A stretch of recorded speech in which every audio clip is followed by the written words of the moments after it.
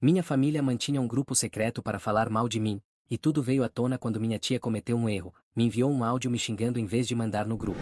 Eu nunca pensei que seria uma pessoa que descobre que sua família inteira pensa nele como uma caixa eletrônica ambulante. Na verdade, isso não é totalmente preciso. Eu sabia que eles precisavam da minha ajuda. Eu sabia que era eu quem mantinha as coisas funcionando financeiramente. O que eu não sabia era que eles tinham um grupo de bate-papo dedicado a mim, gerenciando-me como um recurso a ser extraído. Deixe-me recapitular. Meu nome é Nuno. Tenho 32 anos de idade e nos últimos 8 anos venho sustentando meus pais, meu irmão e ocasionalmente minha tia. E não apenas ajudando aqui e ali. Estou falando de suporte financeiro completo, aluguel, pagamentos do carro, emergências médicas, taxas escolares, tudo. Quando consegui meu primeiro emprego com salário decente aos 24 anos, logo após a pós-graduação, meu pai me chamou para conversar e explicou que a família cuida da família. Minha mãe chorou sobre como eles sacrificaram tudo pela minha educação. Meu irmão, 3 anos mais novo, ainda estava se encontrando. Como eu poderia dizer não? Eu não disse não por 8 anos. O vídeo chegou em uma terça-feira à noite, às 11h47. Eu sei a hora exata porque verifiquei meu telefone obsessivamente pelas próximas 6 horas, alternando entre assistir ao clipe de 43 segundos e encarar meu teto, tentando me convencer de que tinha entendido errado de alguma forma. Minha tia tinha estado em um jantar com meus pais e meu irmão. Aniversário de alguém, eu acho. Eu não fui convidado, o que não era incomum. Eles frequentemente tinham jantares de família sem mim. Eu estava sempre muito ocupado com o trabalho, ou eles não queriam que eu me incomodasse. Em retrospecto, eu deveria ter achado isso suspeito, mas eu estava honestamente aliviado por não ter que passar por outra refeição onde todos precisariam de algo de mim. O vídeo foi um acidente. Minha tia deve ter tentado enviar outra coisa para o nosso grupo de chat da família e escolheu o arquivo errado. Mostrava a mesa em algum restaurante que eu não reconheci. Dava para ver as mãos da minha mãe gesticulando, o perfil do meu pai, meu irmão recostado na cadeira com aquele sorrisinho que eu já tinha visto 1000 vezes. O áudio foi o que me matou. Ele realmente acreditou na história do dentista, meu irmão estava dizendo, rindo. Eu disse a ele que preciso de 3.000 para um tratamento preventivo de emergência e ele simplesmente transferiu. Nem pediu um recibo. A voz da minha mãe, calorosa e divertida, de um jeito que ela nunca soava comigo ultimamente. Bem, ele sempre foi crédulo. Lembra quando ele era pequeno e nós o convencemos de que a fada do dente era real até ele ter 10 anos? Isso é diferente, disse minha tia. E eu pude ouvir o vinho em sua voz, aquele tom solto e confortável que as pessoas ficam quando estão entre amigos. Ele não é mais crédulo, ele está apenas desesperado para ser necessário. É meio patético, na verdade. Patético, mas lucrativo, meu pai acrescentou e todos eles riram. Todos eles. Nosso pequeno caixa eletrônico ambulante. Quanto ele já nos deu só este ano? Eu calculei no mês passado, disse minha tia. Entre todos nós, cerca de 83.000, sem contar o carro. Caramba, meu irmão assobiou. E ele vai continuar dando. Ele tem aquela coisa de culpa, sabe? Culpa católica, sem o catolicismo, de fato. Qual é a próxima emergência? Minha mãe perguntou. Precisamos espaçá-las melhor. As duas últimas foram muito próximas. O vídeo terminou. 43 segundos. Menos de um minuto para demolir 8 anos do que eu pensei ser lealdade familiar. Minha tia apagou a mensagem 7 segundos depois de enviá-la. Eu vi uma notificação mensagem apagada aparecer, mas eu já tinha salvado automaticamente, sem pensar, algum instinto de autopreservação que minha mente consciente ainda nem tinha reconhecido. Às 3 da manhã, eu havia superado a negação e entrado em uma espécie de choque clínico. Peguei meu laptop e comecei a extrair extratos bancários.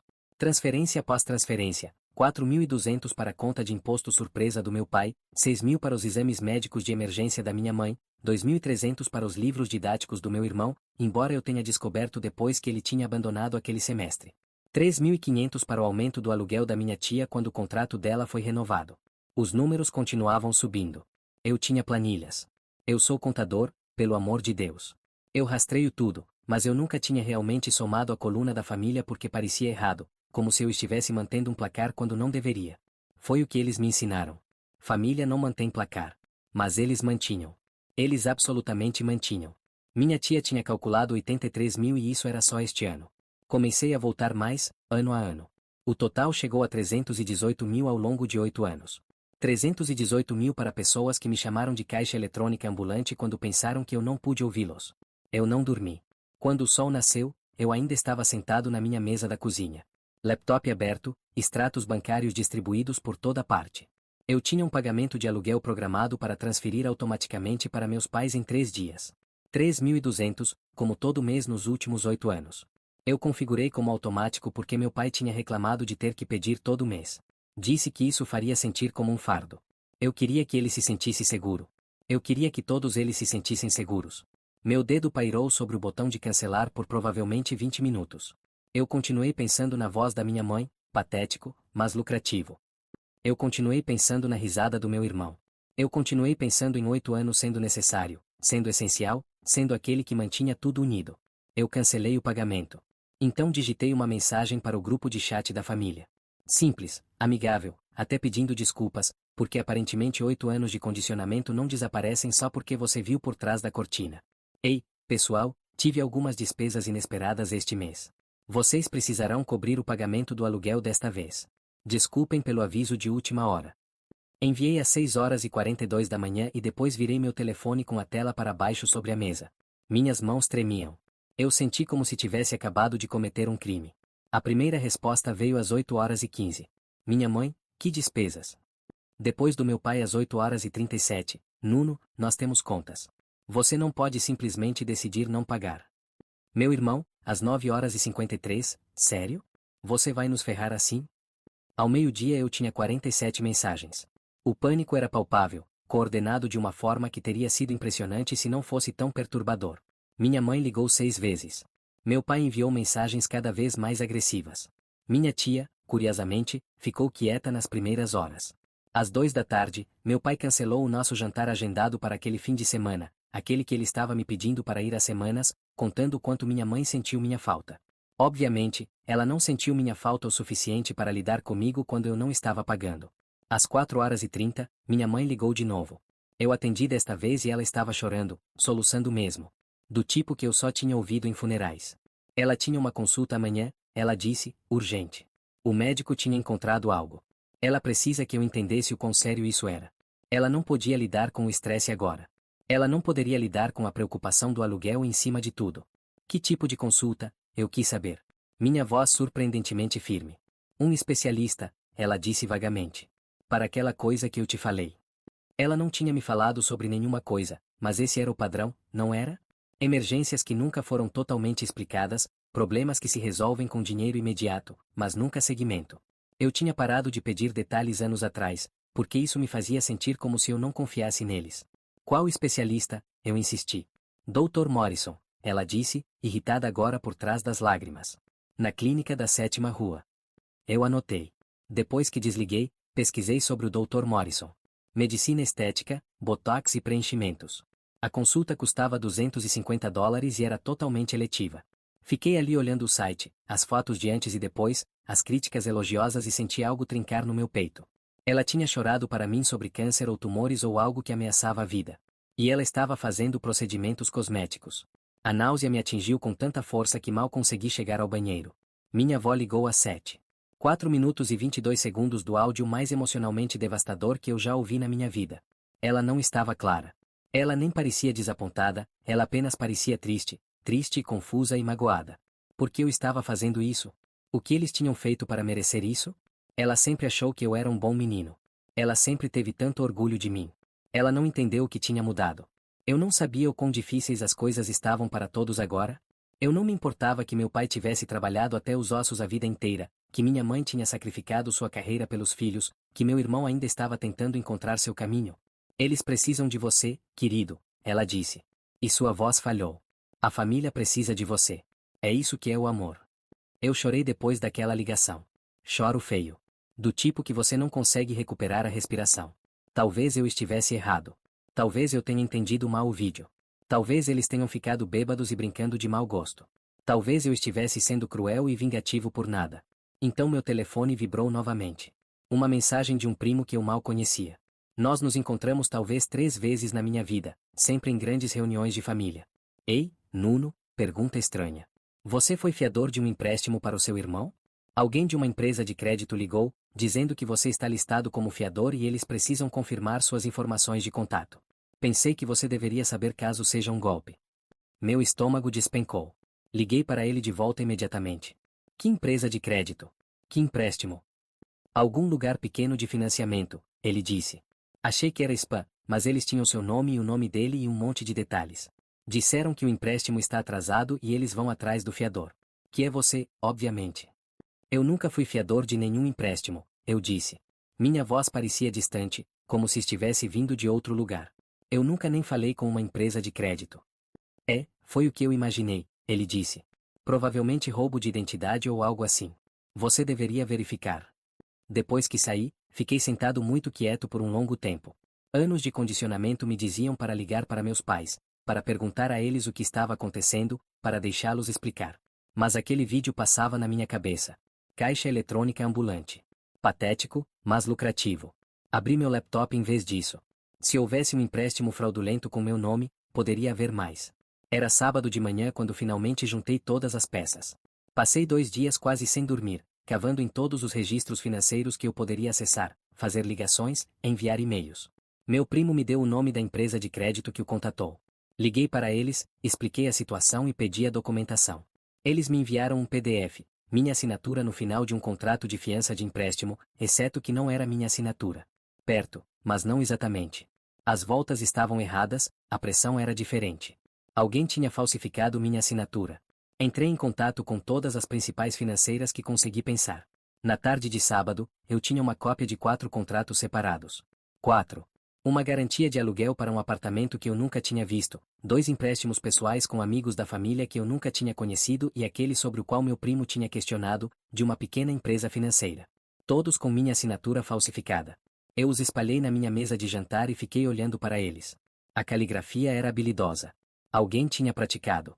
Alguém tinha treinado minha assinatura com cuidado suficiente para replicá-la com razoável precisão. Não é perfeito, mas perto o suficiente para que um funcionário processando a papelada não olhasse 2 vezes. A caligrafia da minha mãe era elegante, cheia de voltas. A da minha tia era mais bagunçada, mais prática. Mas olhando para essas assinaturas, consegui ver a eficiência da minha tia na execução, o jeito que as letras se conectavam, uma abordagem pragmática em vez de decorativa.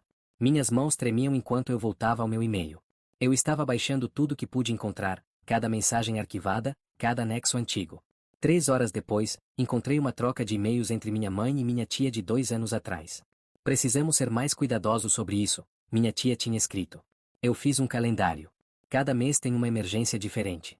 Espaçar com 2 a 3 semanas de intervalo, no mínimo. Se agruparmos muitas juntas, ele pode começar a fazer perguntas. A resposta da minha mãe: e quanto aos valores? Ele tem ficado desconfiado dos pedidos grandes. Misture. Um mês pequeno, 1.000 a 2.000. Próximo mês médio, 3 a 4.000. Depois, nada por uma semana ou 2. Então atinja ele com um grande quando ele estiver relaxado. 7 por 10.000. Médico é melhor para os grandes. Ele nunca pergunta sobre médico.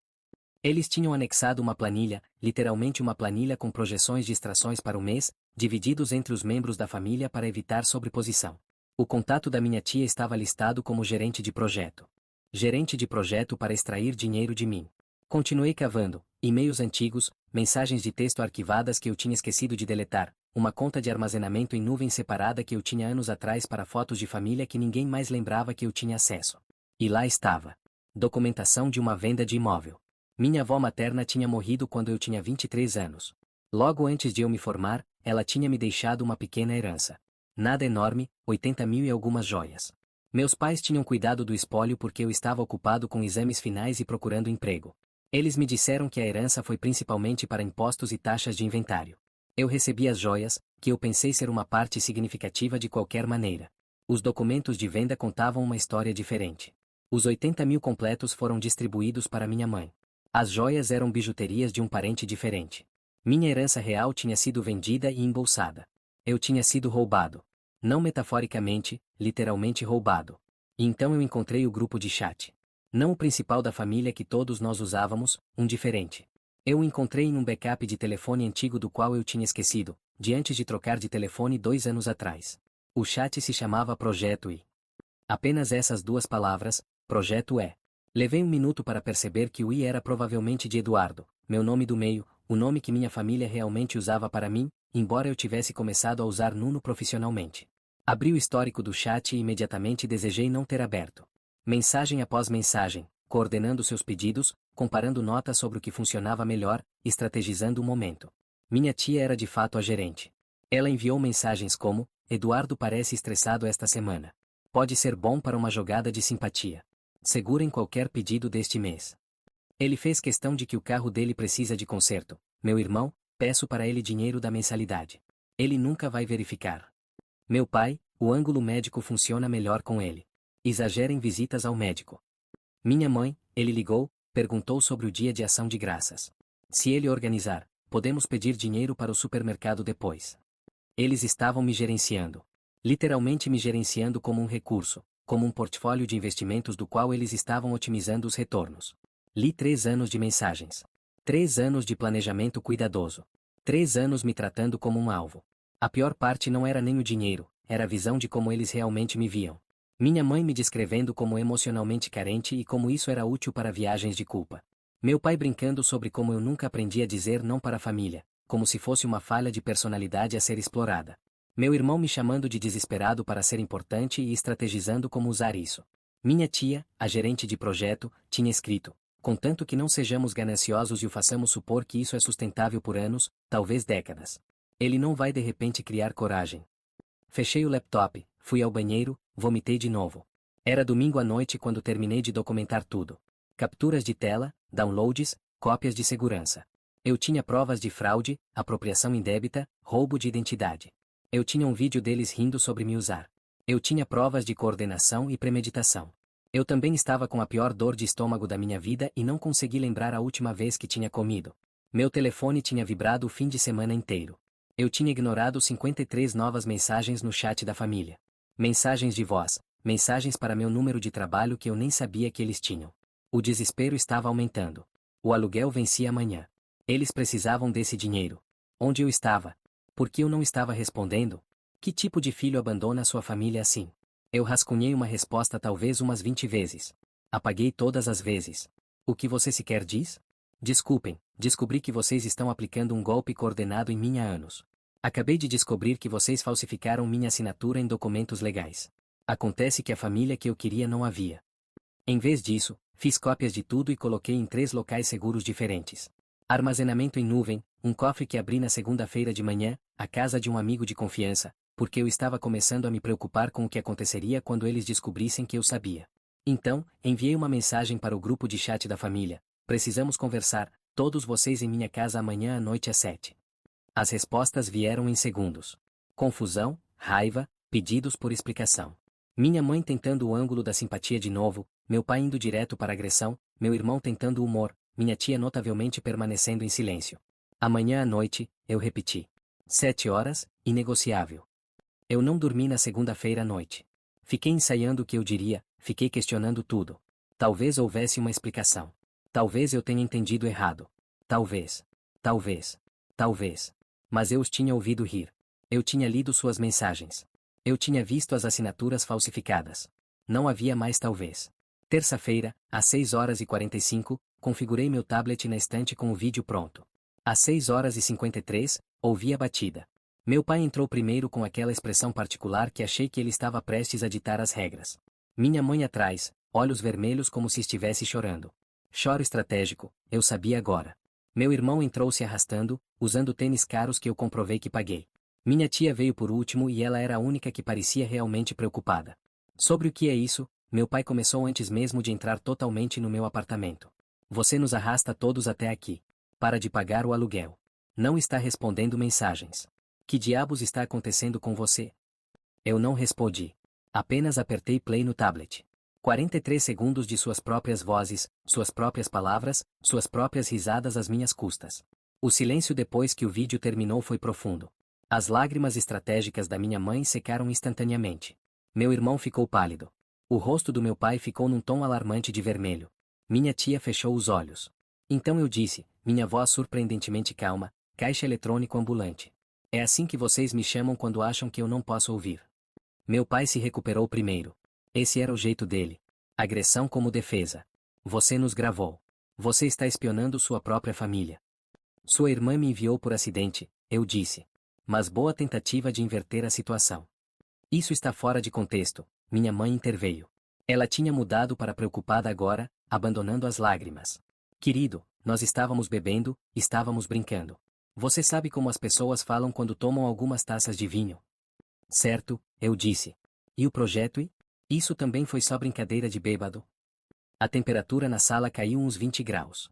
Os olhos da minha tia se abriram rapidamente. Eu puxei as capturas de tela no meu tablet, as mensagens do chat, a coordenação, a planilha com projeções de extrações. Passei ao redor como se estivesse apresentando em uma reunião de negócios. Meu irmão foi o primeiro a quebrar. Nuno, olha, eu sei como isso parece, mas... O quê? Eu interrompi. Mas vocês não estavam realmente coordenando como me manipular? Mas vocês não me chamaram realmente de desesperado e patético? Mas este não é realmente um grupo de chat dedicado a me gerenciar como um recurso a ser minerado. Você está sendo dramático, meu pai disse, mas ele parecia menos certo agora. As famílias se ajudam.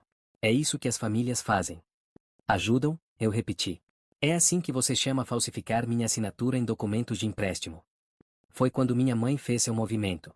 Ela correu para a frente, de braços abertos, tentando me abraçar. Eduardo, querido, você não está bem. Você está vendo coisas que não existem. Deixe-me ligar para meu terapeuta. Ela pode recomendar alguém. Você está claramente sob estresse e não está pensando com clareza. Eu recuei bruscamente. Não me toque. Você está vendo? Ela disse, virando-se para os outros. Ele não é o mesmo. Este não é o nosso Eduardo. Nosso Eduardo nunca falaria conosco assim. O seu Eduardo nunca existiu, eu disse. Ele era um personagem que vocês criaram, um papel que vocês precisaram que eu interpretasse. O filho obediente que nunca questiona nada e apenas continua preenchendo cheques. O rosto do meu pai estava roxo agora. Você quer falar sobre o que fizemos por você? Quem pagou pela sua faculdade? Quem te deu um lugar para morar por 18 anos? Quem te alimentou e te vestiu e garantiu que você tinha tudo o que precisava? Isso se chama ser pai, eu disse. Esse é o mínimo do que vocês deveriam fazer. Isso não lhes dá direito a 8 anos de abuso financeiro. Abuso financeiro? Meu irmão riu, mas foi forçado. Caramba, Nuno, você está transformando isso em algum tipo de drama policial. Nós pedimos ajuda. Você deu. Isso não é abuso, é família. Vocês coordenaram seus pedidos em um grupo de chat, eu disse. Vocês rastrearam o quanto puderam tirar sem me fazer suspeitar. Vocês falsificaram minha assinatura em documentos legais. Vocês roubaram minha herança. Em que ponto isso se torna abuso na sua definição? Minha mãe tentou de novo. Nós podemos explicar tudo isso. Apenas nos dê uma chance de explicar. Você está sendo tão frio agora. Isso não é típico de você. Você tem certeza, eu disse. Não é típico do eu que vocês construíram. O eu que nunca diz não. O eu que é desesperado para ser necessário. O eu com o complexo de culpa que vocês passaram 8 anos cultivando. Você precisa de ajuda, meu pai disse. Ajuda profissional. Você está tendo algum tipo de colapso. Eu preciso que vocês saiam, eu disse. Eduardo. Nuno. Meu nome é Nuno e eu preciso que vocês saiam do meu apartamento agora. Meu irmão não disse nada há um tempo. Ele estava olhando seu telefone e seu rosto tinha ficado cinza. Você contou para as pessoas? Ele disse baixinho. Você contou para as pessoas sobre isso? Eu contei para meu advogado, eu disse, e prestei queixa na polícia sobre as assinaturas falsificadas. Então, sim, eu contei para as pessoas. A explosão foi imediata. Meu pai começou a gritar sobre processos e traição familiar e como eu me arrependeria disso. Minha mãe estava chorando de novo, mas desta vez lágrimas de verdade, lágrimas de pânico. Meu irmão continuou dizendo: Você chamou a polícia para sua própria família, repetidamente como um disco quebrado. Minha tia finalmente falou: Quanto você quer? Todos pararam. Viraram-se para olhar para ela. Para ficar quieto, ela esclareceu. Para fazer isso desaparecer. Quanto? Eu a encarei. Você acha que isso é sobre dinheiro? Você acha que eu quero chantagear vocês? Não é sempre sobre dinheiro, ela disse e parecia cansada. É sobre isso que tudo isso se trata. Dinheiro. Não, eu disse. Isso é sobre 8 anos sendo usado. 8 anos ouvindo mentiras. 8 anos pensando que eu era parte de uma família que realmente se importava comigo. Nós nos importamos com você. Minha mãe tentou, mas nem ela conseguiu mais vender a ideia. Saiam, eu disse. Todos vocês, fora. Continuar. Meu pai fez mais um movimento em direção à intimidação, entrando no meu espaço, tentando pairar sobre mim, do jeito que ele fez durante toda a minha infância. Você está cometendo um erro enorme. Quando você se acalmar e perceber o que fez, o dano que causou, você vai se arrepender disso. Você garante que todos aprendam que tipo de pessoa você realmente é. Eu tenho amigos, eu tenho conexões. Vou arruinar sua reputação tão completamente que... Há câmeras neste apartamento, eu disse baixinho. Gravando tudo. E meu advogado está de prontidão. Continue me ameaçando e descubra como isso termina. Na verdade, não havia câmeras, mas eles não sabiam disso. Eles saíram. Finalmente. Meu irmão me lançou um último olhar que era metade ódio, metade algo que poderia ser vergonha. Minha mãe tentou agarrar minha mão enquanto passava. Eu me afastei. A porta se fechou. A tranca girou. Fiquei na minha sala tremendo tanto que tive que sentar antes de cair. Minhas mãos tremiam. Meu peito estava apertado. Eu esperava que eu me sentisse vitorioso, vingado, forte. Em vez disso, me senti vazio, oco, como se eu tivesse acabado de matar algo e não tivesse certeza se eu sobreviveria. Passei aquela noite no chão do meu banheiro, alternando entre choro e tentativas de vômito. O peso do que eu tinha feito, do que eles tinham feito, me esmagando em ondas. Então, verifiquei meu telefone. Meu irmão tinha postado nas redes sociais uma hora atrás. Como às vezes, as pessoas que você mais ajuda acabam sendo mais ingratas. Meu irmão decidiu abandonar nossa família durante o momento mais difícil de nossas vidas. Meu pai está lidando com sérios problemas de saúde. Minha mãe precisa de apoio e ele decidiu que seu dinheiro é mais importante que sua família. Se você o conhece, talvez um lembrete do que significa ser um ser humano decente. Os comentários já estavam rolando. Dezenas deles, amigos da família expressando choque e decepção. Pessoas que eu conhecia a minha vida inteira me chamavam de egoísta e cruel. A postagem tinha sido compartilhada mais de 200 vezes e meu telefone começou a vibrar com mensagens de pessoas que eu mal conheço, todos me condenando com base na versão dele dos eventos. Tirei capturas de tela de tudo e as enviei para meu advogado com uma nota questionando se isso se enquadrava como difamação. Ele me aconselhou a documentar, mas não se envolver, e aguardar as evidências, caso escalasse ao ponto em que uma ação legal se tornasse necessária. Quarta-feira de manhã, sentei no escritório de um advogado com cópias de tudo que encontrei. As assinaturas falsificadas, o grupo de chat, os documentos de herança, as trocas de e-mail, o vídeo. Isso é fraude, disse o advogado. Um homem em seus 50 e poucos anos com olhos gentis e um comportamento direto. Várias acusações. Só as assinaturas falsificadas já são sérias. Adicione a situação da herança e estamos olhando para possíveis acusações criminais. Eu não quero mandá-los para a prisão, eu ouvi dizer. Eu só quero que eles me deixem em paz. Você poderia prestar queixa, ele disse. Ou usar a ameaça de queixa como alavanca para alcançar que eles recuem permanentemente. Mas de qualquer forma, precisamos lidar com os contratos fraudulentos. Você é legalmente responsável por essas dívidas, a menos que provemos a falsificação. Quanto tempo isso vai levar? Meses, provavelmente. Vamos precisar de análise de caligrafia, o que não é barato. Teremos que entrar em contato com cada credor individualmente. Vai ser um processo. Eu me senti exausto só de pensar nisso. Mas que escolha eu tinha? E quanto à coisa das redes sociais, eu quis saber, mostrando a ele a postagem do meu irmão. Ele está difamando-me publicamente. Isso é mais complicado, ele admitiu. Legalmente é limítrofe. Ele não está afirmando fatos, apenas dando a versão dele dos eventos. A menos que ele cruze para a difamação real, não há muito que podemos fazer, mas você pode documentar tudo caso escale. Saí do escritório dele com um contrato assinado e honorários pagos. Meu primeiro ato oficial de me proteger da minha própria família. O resto da semana foi um borrão de telefonemas e papelada. Entrei em contato com os credores com as assinaturas falsificadas. A maioria deles ficou cética no início. Uma mulher em uma empresa financeira chegou a rir. Sua família falsificou sua assinatura. Essa é nova. Não tenho graça, eu disse. E algo na minha voz deve tê-la convencido, porque ela pediu desculpas imediatamente. Providenciei uma análise de caligrafia. Um grafólogo especializado em casos de falsificação me cobrou $500 para examinar as assinaturas. O relatório dele voltou em algumas semanas. Na minha opinião profissional, essas assinaturas não foram realizadas pela mesma mão das amostras de referência fornecidas. Parecem ser falsificações habilidosas, provavelmente por alguém familiarizado com a assinatura autêntica. Armado com o relatório, consegui anular 2 dos 4 contratos. Os credores concordaram em ir atrás dos verdadeiros mutuários. Os outros 2 levariam mais tempo porque as empresas eram menores e menos cooperativas. Quanto à herança da minha avó, meu advogado incluiu a documentação da venda do imóvel em nosso arquivo. Podemos ir atrás disso, ele disse. Mas significaria um longo processo civil e provar a intenção de fraudar. Aconteceu há 8 anos. O prazo de prescrição varia e pode custar mais em taxas legais do que você recuperaria. Quero que você saiba suas opções, mas eu entenderia se você quisesse deixar essa passar. Pensei nisso por dias. Eventualmente decidi documentar, manter em meus registros, mas não ir atrás ativamente. Os 80 mil já tinham ido embora. Gastos há muito tempo. Ir atrás disso significaria mais anos amarrado a eles e eu precisava seguir em frente. Abri contas em um banco totalmente novo. Transferi tudo. Mudei todas as minhas senhas. Configurei alertas de segurança para quaisquer verificações de crédito ou obrigações em meu nome. Então fui à delegacia e prestei queixa formal. O policial que anotou meu depoimento pareceu desconfortável o tempo todo. Crime de família é complicado. Ninguém gosta disso. Você entende que se investigarmos isso, seus familiares podem enfrentar acusações? Ela disse. Eu entendo. E você tem certeza de que quer seguir com isso? Eu tinha. Sentei na delegacia estéril, luzes fluorescentes zumbindo acima e pensei em 8 anos sendo usado, sobre ser chamado de caixa eletrônica ambulante, sobre minha assinatura falsificada, sobre minha herança roubada. Sim, eu disse. Tenho certeza. O policial pegou minhas informações e as provas que eu trouxe. Ela disse que alguém da divisão de fraudes entraria em contato comigo. Eu não deveria esperar resultados rápidos. Esses casos levam tempo.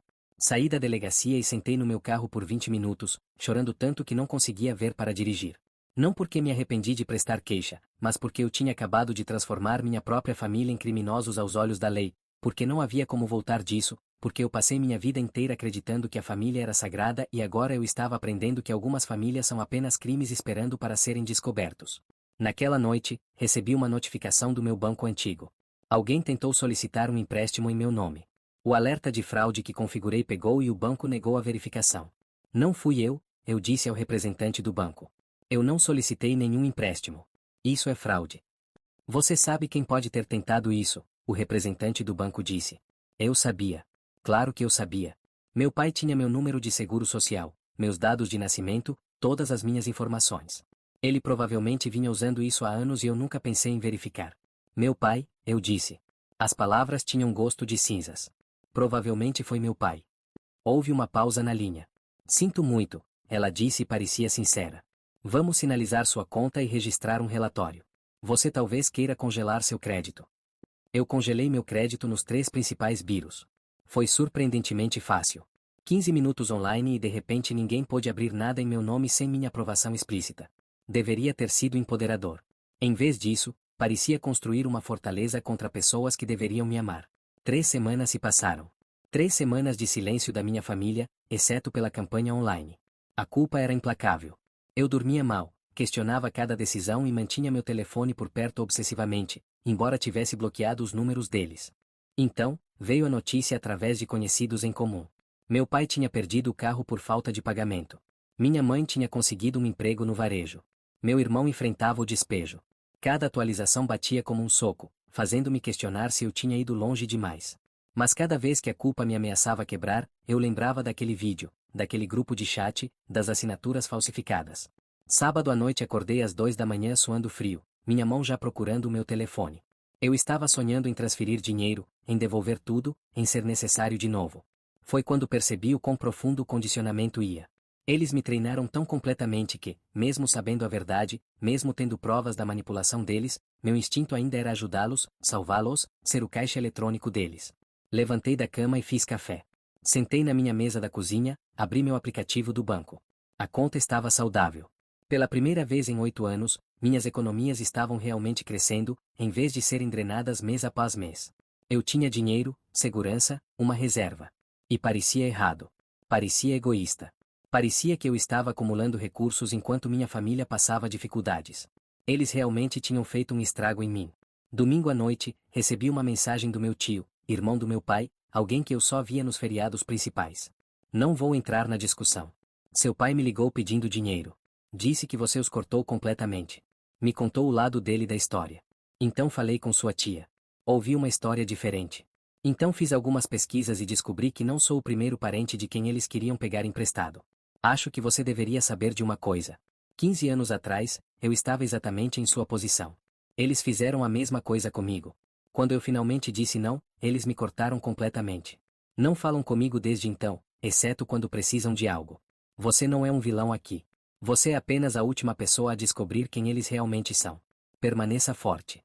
Não ceda. Li aquela mensagem provavelmente 50 vezes. Alguém entendeu. Alguém tinha passado por isso. Alguém sabia que não era eu sendo cruel. Era eu finalmente acordando. Eu respondi, obrigado, eu precisava ouvir isso. Ele respondeu em minutos, eles vão tentar de tudo. Culpa, raiva, manipulação, emergências falsas. Não caia nessa. Você não é responsável por adultos que se recusam a cuidar de si mesmos. Aquela mensagem se tornou minha âncora. Quando a culpa me ameaçava sobrecarregar, eu lia de novo e de novo. Segunda-feira de manhã, eu estava na minha mesa no trabalho quando recebi uma ligação de um número desconhecido. Quase não atendi, mas algo me fez pegar. É o Nuno, uma voz de mulher que eu não reconheci. Sim. Estou ligando do hospital Saint Mary's. Estamos com sua mãe aqui. Ela foi trazida de ambulância esta manhã. Estamos ligando para os contatos de emergência dela. Meu coração parou. Todo medo, toda culpa, toda dúvida vieram correndo. Minha mãe estava no hospital. Minha mãe estava ferida. E se ela estivesse morrendo? E se fosse real e sério? E eu tive que me recusar a ajudar e agora fosse tarde demais? O que aconteceu? Eu já estava pegando minhas chaves. Ela está bem? Ela está estável. Ela estava perguntando por você. Você pode vir. Eu estava no meio do caminho para o meu carro quando algo me fez parar. Algo sobre o tempo, algo sobre como essa emergência era conveniente. Liguei para o hospital de volta, número diferente, a linha principal. Oi, recebi uma ligação dizendo que minha mãe foi trazida de ambulância. Você pode confirmar uma paciente? O nome dela é. Um momento, por favor. Sons de digitação. Uma pausa. Não vejo nenhuma admissão recente de ambulância com esse nome. Tem certeza de que ela está nesta unidade? A pessoa que ligou disse que ela foi trazida esta manhã. Deixe-me verificar a emergência. Mais digitação. Uma pausa mais longa. Não a vejo em nosso sistema. Tem certeza de que é o hospital certo? Minhas mãos tremiam. Alguém me ligou deste hospital dizendo que ela estava aí. Isso é muito estranho. Deixe-me transferir para a segurança. Eu desliguei. Liguei para o número desconhecido de volta. Chamou 2 vezes e caiu em um correio de voz genérico. Era falso. A emergência era falsa. Alguém, provavelmente minha própria mãe, tinha fingido uma emergência hospitalar para me fazer correr com a carteira aberta. Sentei no meu carro na garagem e ri. Não porque era engraçado, mas porque era tão previsível, tão perfeitamente a cara deles. Quando a culpa não funcionou, quando a raiva não funcionou, fabriquem uma emergência. Estava lá no grupo de chat. Emergências médicas eram a tática favorita deles, mas desta vez eu não caí. Desta vez eu verifiquei. Voltei para o meu escritório. Bloqueei o número desconhecido. Enviei uma mensagem para meu advogado documentando a ligação de emergência falsa. Eles nunca mais planejaram aquela tática em particular, provavelmente percebendo que eu tinha começado a verificar tudo. Então chorei no banheiro por 15 minutos, porque mesmo sabendo que era falso, parte de mim ainda queria acreditar que minha mãe realmente precisava de mim. É isso que o abuso faz. Faz você questionar sua própria realidade, mesmo quando está segurando as provas em suas mãos. Uma mensagem do meu tio chegou naquela noite, validando tudo. Ele tinha passado exatamente pela mesma coisa 15 anos atrás. Você não é o vilão aqui, escreveu ele. Você é apenas a última pessoa a descobrir quem eles realmente são. Permaneça forte. Não ceda. Aquela mensagem se tornou minha âncora. 2 meses depois que cortei o dinheiro, recebi uma mensagem do meu irmão. O primeiro contato direto desde o confronto no meu apartamento. Podemos conversar? Pessoalmente, só você e eu, sem paz, sem drama. Eu quero me desculpar. Encarei a mensagem por um longo tempo. Parte de mim queria acreditar. Meu irmão e eu éramos próximos uma vez quando éramos crianças. Antes do dinheiro, antes da manipulação.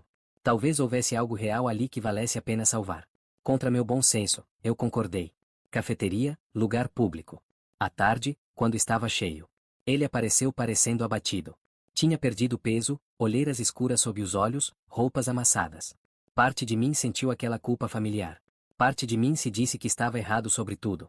Café. Pedimos. Sentamos. Ele não falou por um tempo, apenas mexeu sua xícara com aquela energia nervosa que ele sempre teve. Me desculpe, ele finalmente disse.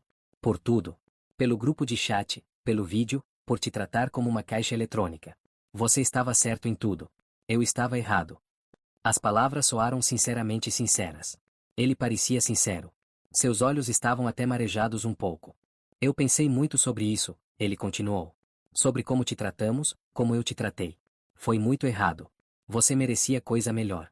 Você estava apenas tentando ajudar e nós nos aproveitamos disso. Eu agora entendo. Eu realmente entendo.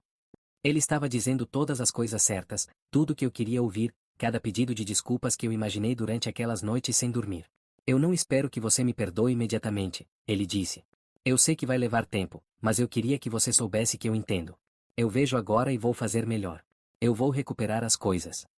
Eu senti meu coração amolecer. Talvez ele realmente entendesse.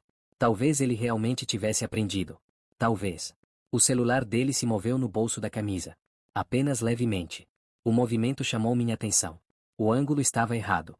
A lente da câmera estava virada para fora, apontando para mim. Seu telefone está gravando, eu disse categoricamente. Ele ficou pálido. O quê? Não é, eu. Estendi a mão pela mesa e tirei o telefone do bolso dele antes que ele pudesse impedir. A tela estava ligada. Aplicativo de gravação aberto. Cronômetro correndo. 37 minutos de filmagem. Ele estava gravando nossa conversa inteira. Você vai editar isso? Eu disse. Não era uma pergunta. Tirar coisas que eu disse fora de contexto, me fazer parecer mal, usar contra mim? Nuno, não, eu só queria lembrar desta conversa. Eu não vou. Você não é o quê? Postar online, enviar para parentes, usar para provar que eu sou o vilão? Ele conseguiu pegar o telefone. Eu o mantive longe. Não é assim. Eu juro. Eu só queria. Saia daqui, eu disse. Nuno, por favor. Saia daqui antes que eu chame a polícia. Você me permitiu gravar secretamente, sem minha autorização. Meu advogado me disse que esse tipo de coisa pode te colocar em sérios problemas. Ele saiu, praticamente correu para fora da cafeteria, deixou o café para trás, deixou-me sentado lá com o telefone dele na minha mão e seu pedido de desculpas falso ainda pairando no ar. Eu apaguei a gravação, restaurei as configurações de fábrica do telefone dele porque sou mesquinho assim. Deixei com um barista para ele recuperar. Então sentei na cafeteria por mais 1 hora, bebendo café frio, sentindo absolutamente nada. Nem raiva, nem traição, nem mesmo decepção. Apenas cansaço. Tão incrivelmente cansado. Eles não vão parar. Essa era a lição. Não havia fundo do poço com eles, nenhum momento de reflexão genuína, nenhum pedido de desculpas real. Apenas mais manipulação, mais esquemas, mais esforço para extrair algo de mim. Eu queria acreditar que meu irmão era diferente, que talvez ele tivesse sido varrido por aquilo, mas não era verdadeiramente como eles. Mas ele era. Todos eles eram. Era isso que eles eram. 2 semanas depois, o próximo movimento da minha mãe chegou através do padre da igreja que eu frequentava quando criança. Eu não ia aos cultos há anos, mas ele tinha meu número de quando eu era ativo no grupo de jovens na adolescência. Nuno, aqui é o padre Michael. Sua mãe veio me ver. Ela está muito preocupada com você. Ela queria que eu entrasse em contato, ver se você estaria interessado em conversar. O que ela te disse, eu quis saber. Que houve um desentendimento familiar. Que você cortou o contato. Ela está preocupada com seu bem-estar. Ela mencionou que você está lidando com alguns desafios de saúde mental. Claro que ela mencionou. Quando tudo mais falha, questione a sanidade da pessoa que está respondendo. Padre Michael, ela te explicou por que eu cortei contato. Ela disse que houve um mal-entendido sobre dinheiro, que isso às vezes acontece nas famílias, mas ela é sua mãe. Ela te ama. Certamente isso pode ser resolvido. Ela te disse que ela e minha família roubaram de mim, falsificaram minha assinatura em documentos legais, coordenaram a manipulação de mim em um grupo de chat. Silêncio na linha. Essas são acusações graves. São fatos documentados. Eu tenho provas. Prestei queixa na polícia. Eu não estou tendo uma crise de saúde mental. Estou me protegendo de pessoas que me usaram há anos. Eu entendo. Não foi isso que ela me disse. Tenho certeza que não. Mas essa é a verdade. E eu agradeço se você não passar nenhuma mensagem dela. Deixei meus limites claros. Claro. Sinto muito que você esteja passando por isso. Depois daquela ligação, descobri que minha mãe também havia contatado meu ex-terapeuta, tentando obter informações sobre meu estado mental.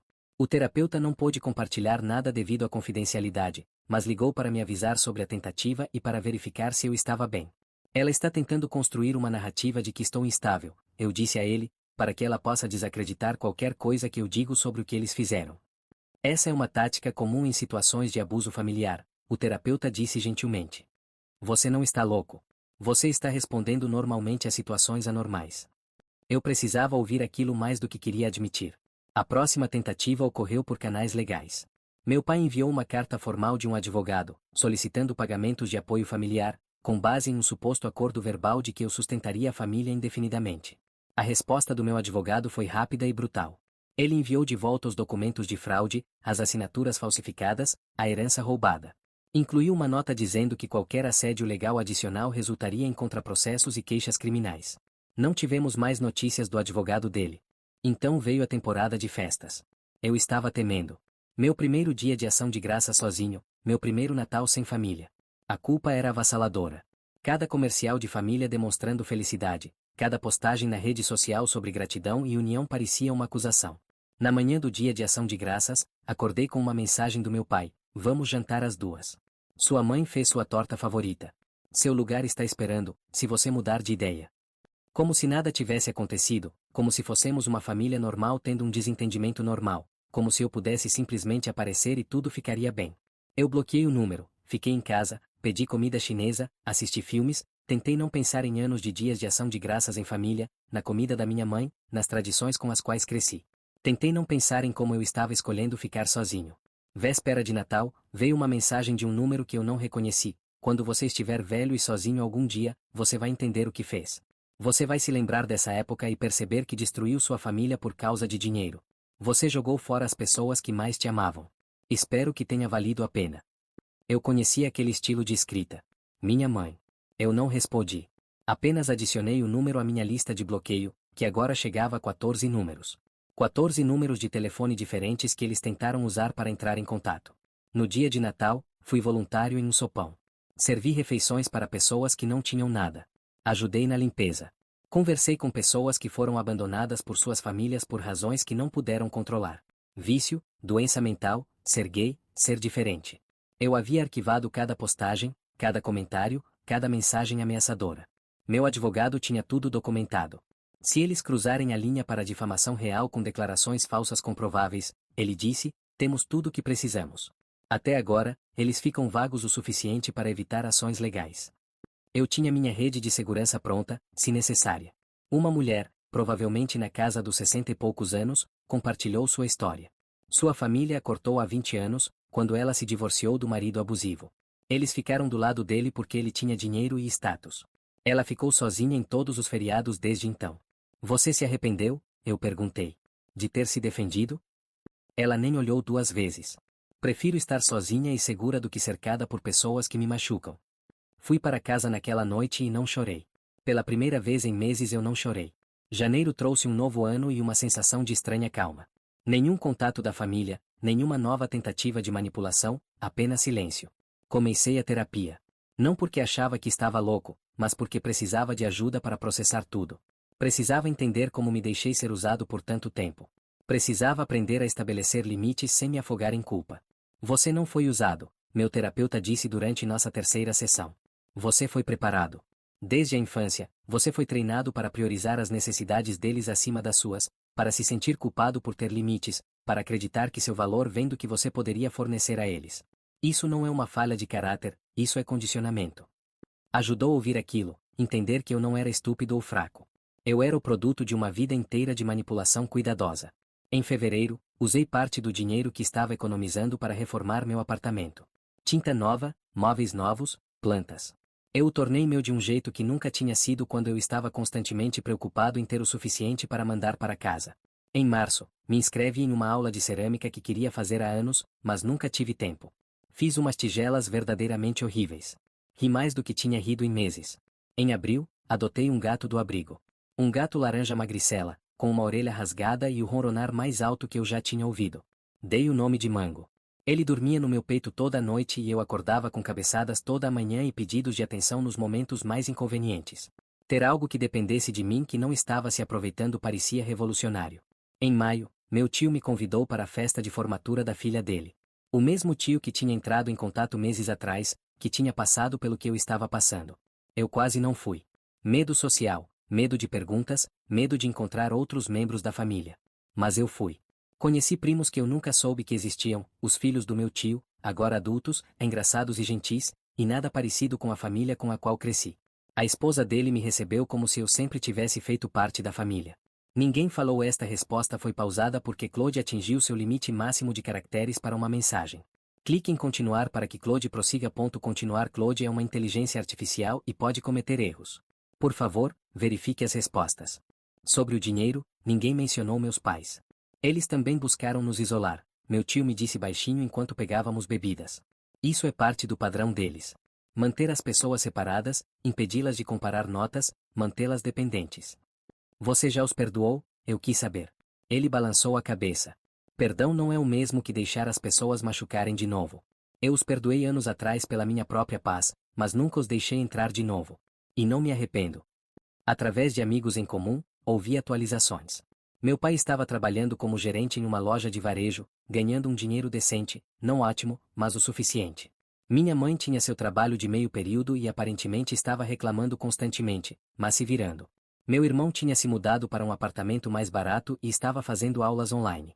Minha tia, gerente de projeto de todo o esquema, aparentemente tinha se mudado para outro estado logo após nosso confronto. Ninguém parecia saber exatamente para onde e eu não me importava em descobrir.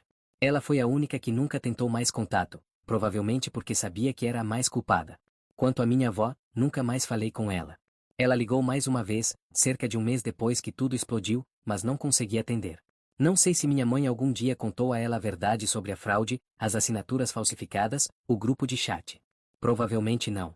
Imagino que tenha contado a ela alguma versão em que eu sou o vilão, o neto ingrato que abandonou a família sem motivo. Isso é mais do que eu esperava, mas não consegui descobrir como explicar tudo para ela. Algumas pontes você tem que deixar queimar. Eles estavam sobrevivendo. Eles sempre foram capazes de sobreviver. Eles só não queriam. Era mais fácil me drenar até secar. Eu senti algo quando ouvi essas atualizações, mas não era mais culpa. Era mais perto de alívio. Prova de que eu não os tinha destruído. Prova de que eles poderiam cuidar de si mesmos quando quisessem. Prova de que eu não era responsável pelas escolhas deles. Em junho, recebi uma promoção no trabalho. Meu chefe me chamou em sua sala e senti aquele pânico familiar. Alguém da minha família ligou ao meu trabalho. Eles causaram problemas. Seu desempenho tem sido excepcional este ano, ela disse em vez disso. Você assumiu projetos extras, orientou funcionários juniores e eu quero levar isso em consideração.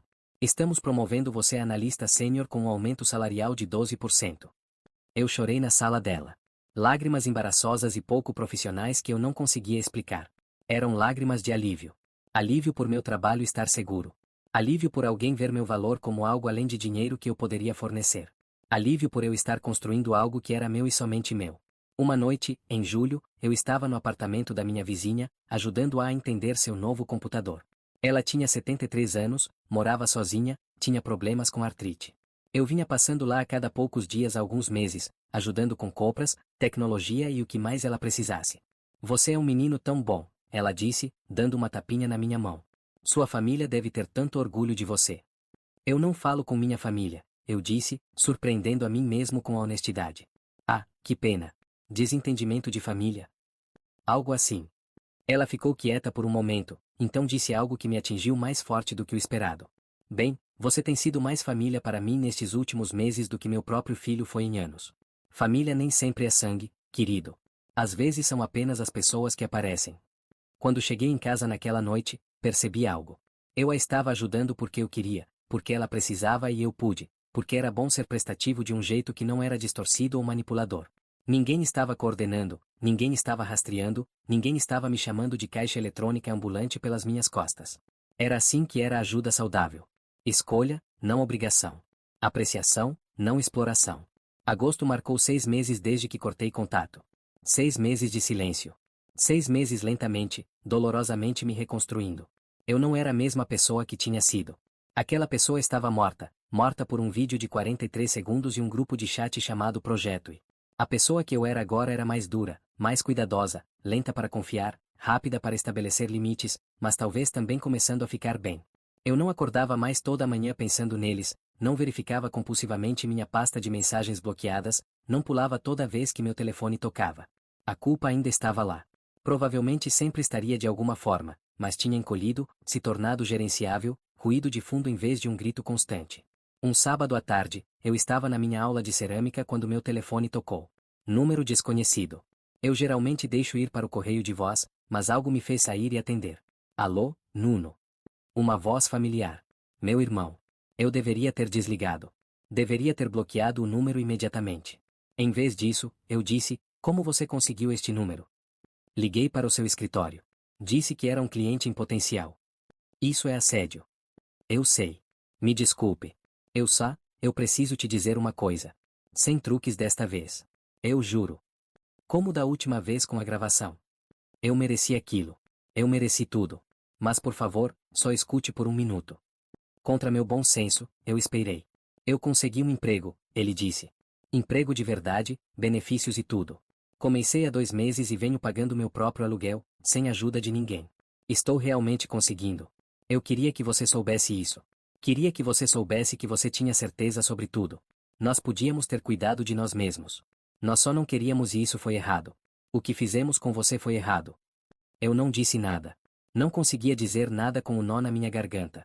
Não estou pedindo perdão, ele continuou. Não estou pedindo nada. Eu só queria que você soubesse que eu entendi. Agora eu entendo o que você estava tentando nos mostrar. E me desculpe.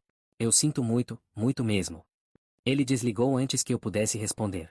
Fiquei ali no estacionamento do centro comunitário, segurando meu telefone, sem saber o que sentir. Alívio, reivindicação, tristeza. Talvez tudo isso, talvez nada disso.